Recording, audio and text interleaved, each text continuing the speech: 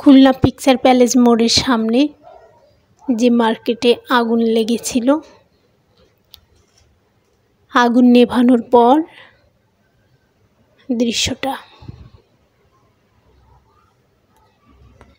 ঈদ উপলক্ষে ব্যবসায়ীরা নতুন নতুন পণ্য সামগ্রী এখানে সংযুক্ত করেছিল।